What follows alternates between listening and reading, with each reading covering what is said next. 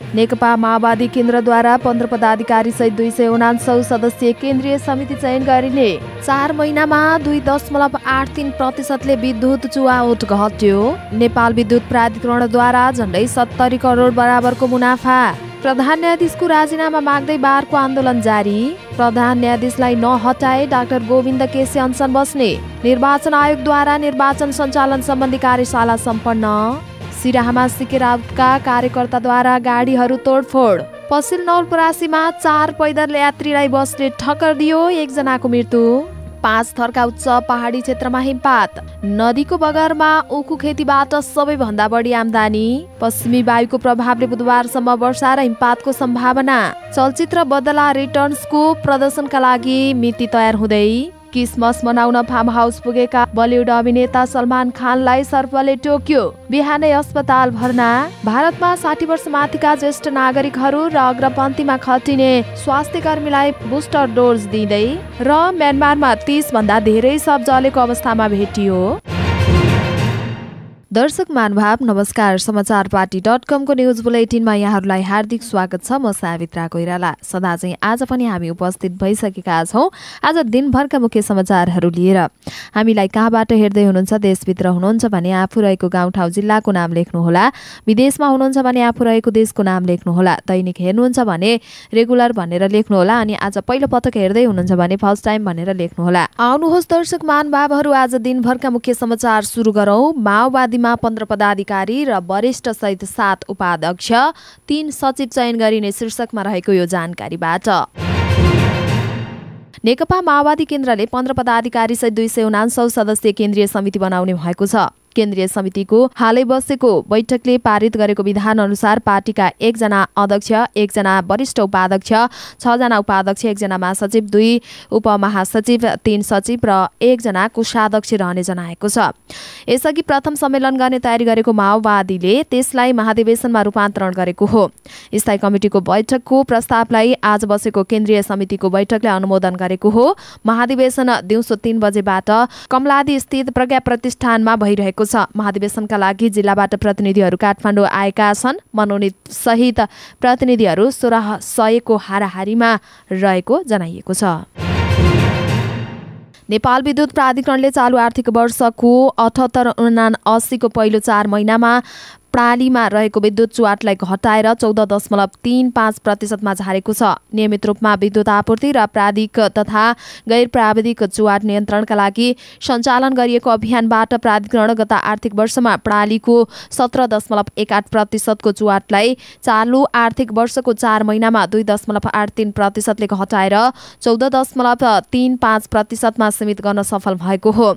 कार्तिकसम्ममा प्रणालीमा रहेको चुहाट मध्ये विद्युत वितरणतर्फ 9.24% छ भने बाँकी प्रसारण तथा उत्पादनतर्फ रहेको छ। गत वर्षको कार्तिकसम्ममा वितरणतर्फको चुहाट 12.01% रहेको थियो। गत आर्थिक वर्षको 4 महिनाको तुलनामा यस वर्ष वितरणको चुहाट 2.77% ले कम भएको छ।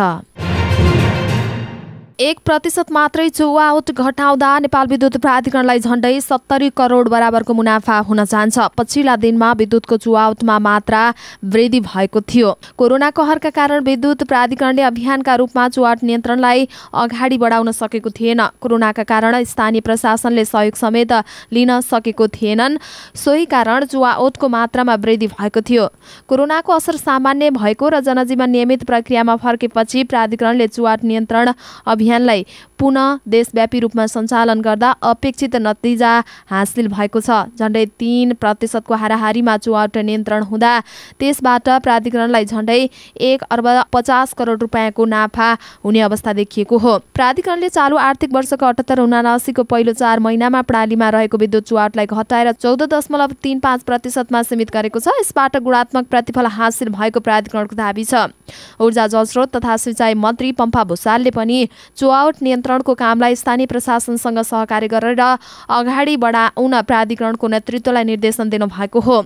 चुहाट नियन्त्रण गर्नु विद्युत उत्पादन गर्नु जस्तै भएको भन्दै उहाँले बिजुली चोरीमा संलग्नलाई कुनै पनि हालतमा छुट नदिन र कारबाहीको दायरामा ल्याउन स्पष्ट निर्देशन दिनुभएको छ।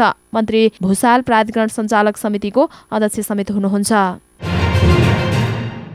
प्रधान न्यायाधीश चोलिन्द्र शमशेर जबराको राजीनामा माग गर्दै नेपाल बार एसोसिएसनले आफ्नो आन्दोलन जारी राखेको छ। आइतबार पनि सर्वोच्च अदालत परिसरमा बारले प्रधान न्यायाधीश शमशेरको राजीनामा माग गर्दै आन्दोलन गरेको हो।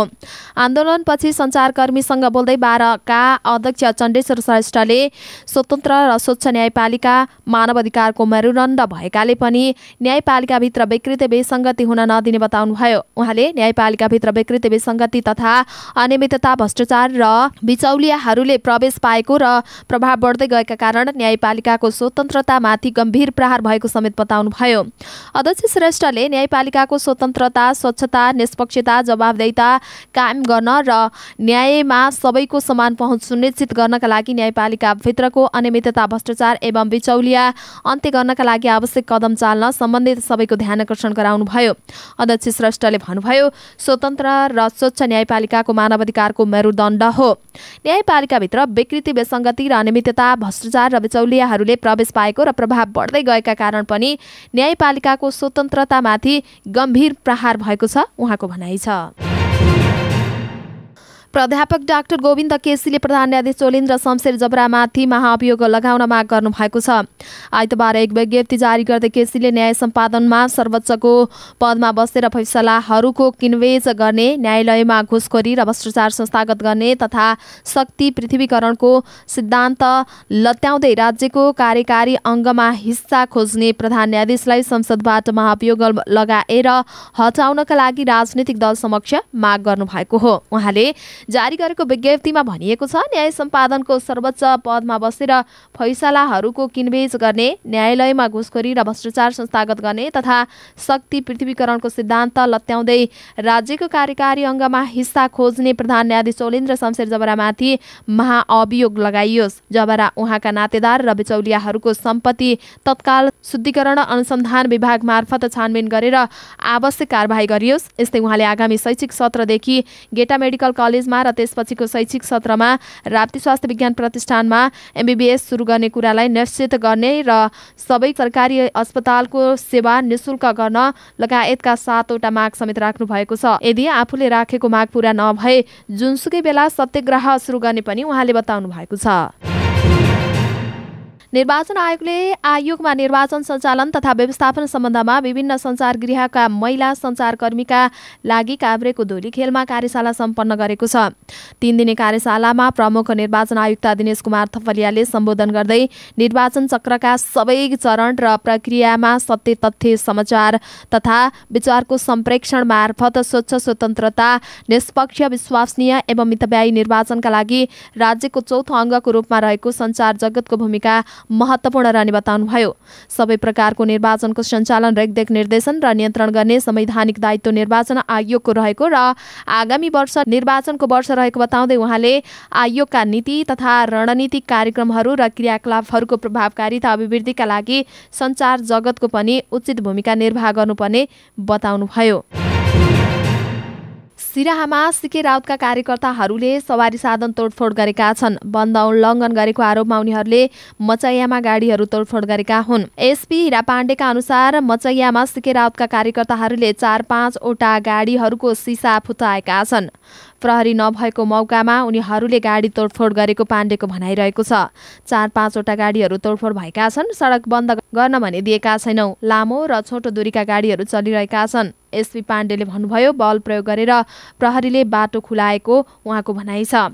औरही गाउँपालिकाबाट गहुँ लुटेको आरोपमा प्रहरीले 1 जनालाई पक्राउ गरेपछि सिके राउत नेतृत्वको जनमत पार्टीले आज बन्द आह्वान गरेको हो। औरही गाउँपालिकाले किसानलाई नै वितरण गर्न भन्दै स्थानीय स्वास्थ्य चौकीमा गहुँ बिउ भण्डारण गरेर राखेको थियो। तर गहुँ वितरण गर्न ढिलाइ भएको भन्दै केही किसानहरूले यही पुस 2 गते सो गहुँ आफै लगेका थिए।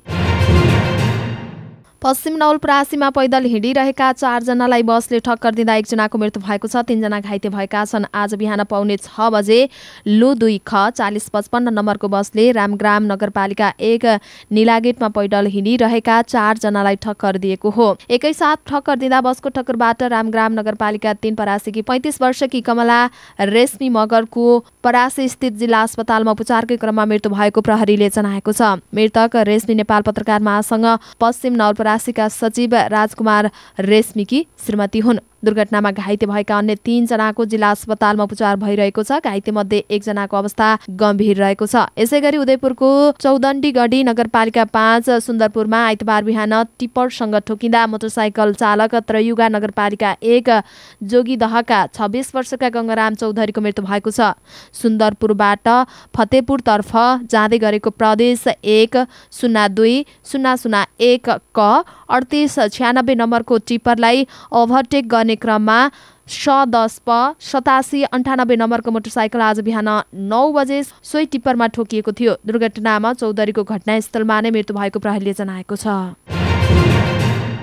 भारतसँग सीमा जोडिएको 5 थरमा उच्च पहाडी क्षेत्रमा हिमपात भएको छ। केही दिन अघि हलुका वर्षा भएपछि अस्ति साँझबाट जिल्लाको एङबरक र फालेलुङ गाउँपालिकामा पर्ने उच्च पहाडी क्षेत्रमा हिमपात भएको हो। प्राय माघ महिनाको मध्यदेखि चैतसम्म हिमपात हुने गरेको भए पनि यस वर्ष पुसको सुरुवात नै हिमपात भएको हो। 5 थरमा पर्ने तिम्बु पोखरी, पहाडे मेगु, फलेके, मेजर, चिवा भन्ज्याङ, लामपोखरी, तोरीफुले, फालोट लगायतका उच्च क्षेत्रहरूमा हिमपात परेको हो। पुष्पलाल मध्य पहाडी लोकमार्गको सुरुबिन्दु चिवा भन्ज्याङ क्षेत्रमा हिउँले ढाकिनुका साथै करिब 2 किलोमिटर तलसम्म सडकमा हिउँ जमेको छ। एङबरक 2 का सन्तप्रसाद बेघाका अनुसार 2 वर्ष अघि मङ्सिर महिनाको अन्त्यमा समेत हिउँ परेको थियो। यस्तै गरी यसपालि पनि सामान्य वर्षापछि हिउँ पर्न थालेको बेघाले जानकारी दिनुभयो।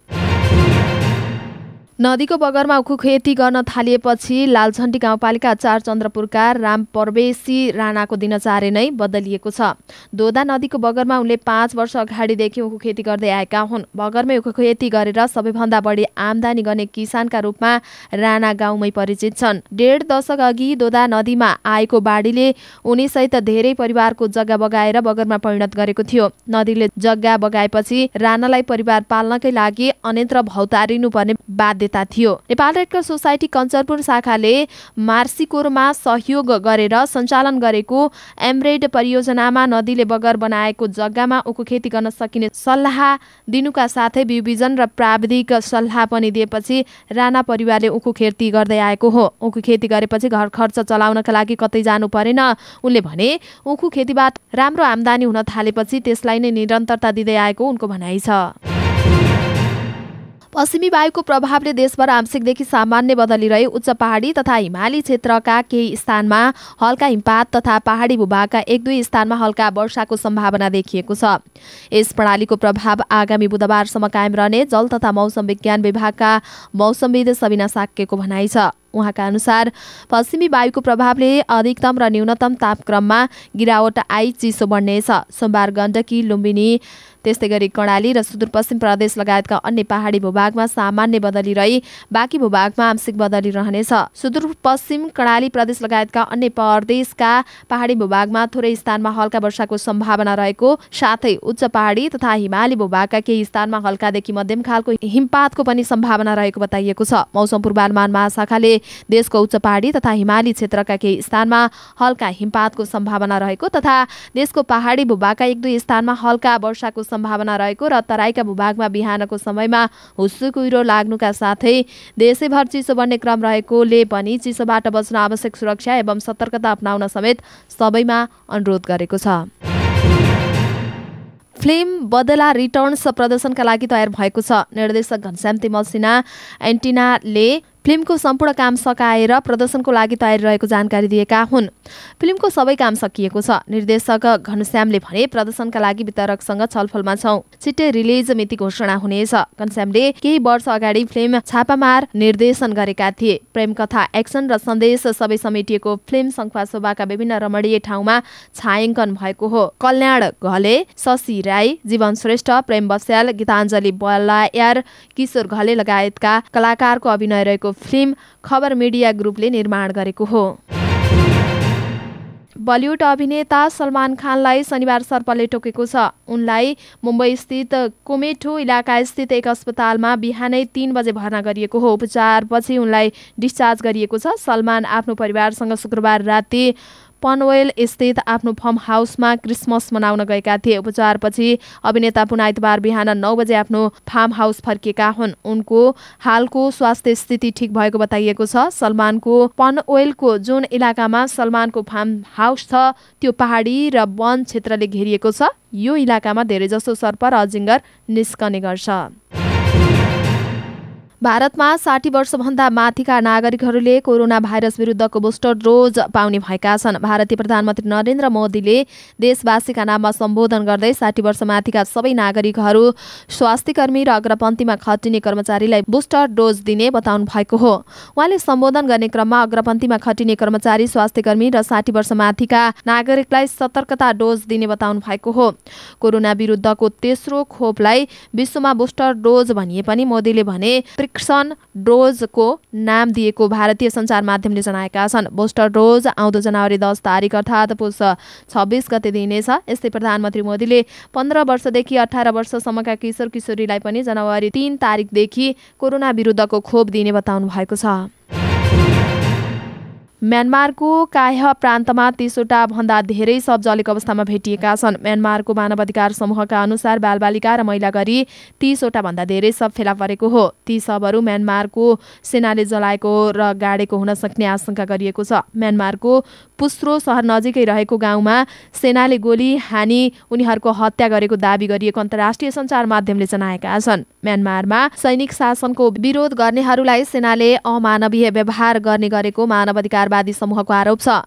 म्यानमारमा आङ सान सू की नेतृत्वको सरकारलाई हटाएर सत्ता हातमा लिए यता सेनाको नागरिक स्तरबाट विरोध हुँदै आएको छ। हवस् त दर्शक महानुभावहरू, आज दिनभरका मुख्य समाचारहरू यति नै। हामीले प्रस्तुत गरेका मुख्य समाचारहरूप्रति तपाईँको धारणा के छ तल कमेन्ट बक्समा आफ्नो धारणा कमेन्ट गर्नुहोला। पल पलको न्युज अपडेटका लागि हाम्रो च्यानललाई सब्स्क्राइब गर्नुहोला अनि नजिकै आउने बेल आइकनलाई क्लिक गर्नुहोला। पल पलको न्युज अपडेटका साथ फेरि हाम्रो भेट हुने नै छ। तपाईँ समाचारपाटी.com हेर्दै गर्नुहोला। नमस्कार।